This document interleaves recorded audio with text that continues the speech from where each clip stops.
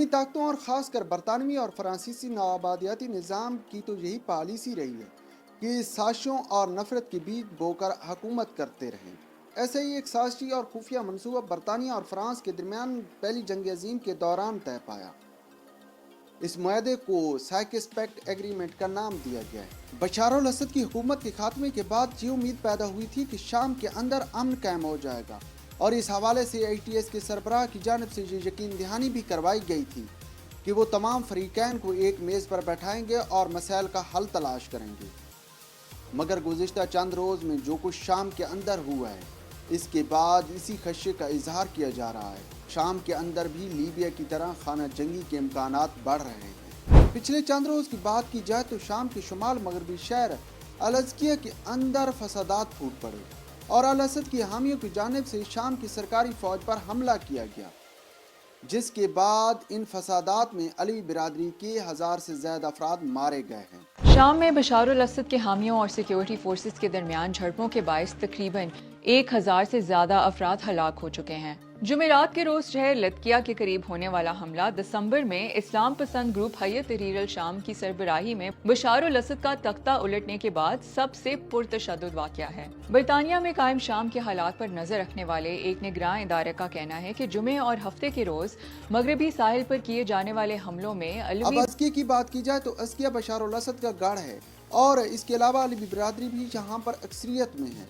और तारीखी हैसियत देखी जाए तो 1920 से लेकर 1936 तक अलवी स्टेट का अज़किया शहर दारुल हुकूमत रहा, और बास पार्टी के इक़्तिदार में आने के बाद शाम के अंदर अलवी बिरादरी का असर और रसूख बढ़ा है। इस वक्त अरब बहार शुरू हुई तो अलवी बिरादरी ने मुकम्मल तौर पर अल असद को सपोर्ट किया, जिसकी वजह से बागियों की जानिब से अलवी बिरादरी मुसलसल तनकीद और हमलों का सामना करती आ रही है। ATS की बगावत के बाद ATS के सरबराह की जानिब से ये यकीन दहानी करवाई गई थी कि किसी भी किस्म की कोई इंतकामी कार्रवाई नहीं की जाएगी। मगर ATS का इक़्तिदार संभालने के बाद सरकारी अफवाज और पुलिस के एहलकारों को सरकारी नौकरी से फारिग कर दिया गया।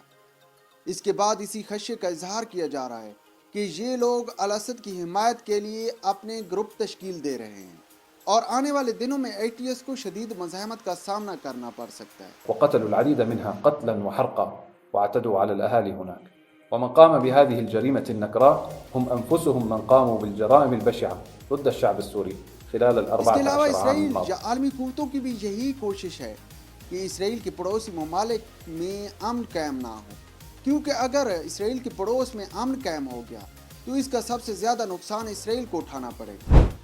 आलमी ताकतों और ख़ासकर बरतानवी और फ्रांसीसी नवाबादियाती निज़ाम की तो यही पॉलिसी रही है कि साजिशों और नफरत के बीज बोकर हुकूमत करते रहे। ऐसे ही एक साजिशी और खुफिया मनसूबा बरतानिया और फ्रांस के दरमियान पहली जंग अजीम के दौरान तय पाया। इस मुआहदे को साइकिस पैक्ट एग्रीमेंट का नाम दिया गया है। चूँकि इस मनसूबे में बरतानवी सफ़ीर मार्क साइकिस और फ्रांसीसी सफ़ीर पैक्ट ने नुमाया किरदार अदा किया था, इसलिए इन दोनों सफ़ीरान के नाम से इस मुआहदे का नाम साइकिस पैक्ट एग्रीमेंट तय पाया। इस मुआहदे के तहत पहली जंग अजीम के खात्मे के बाद शाम को मुख्तलिफ टेरिटरीज़ में तकसीम कर दिया गया और शाम के अंदर अलवी स्टेट का क़याम अमल में लाया गया। अलवी स्टेट जिसका दारुल हुकूमत अज़किया शहर को करार दिया गया। अलवी स्टेट 1920 से लेकर 1936 तक मौजूद रही।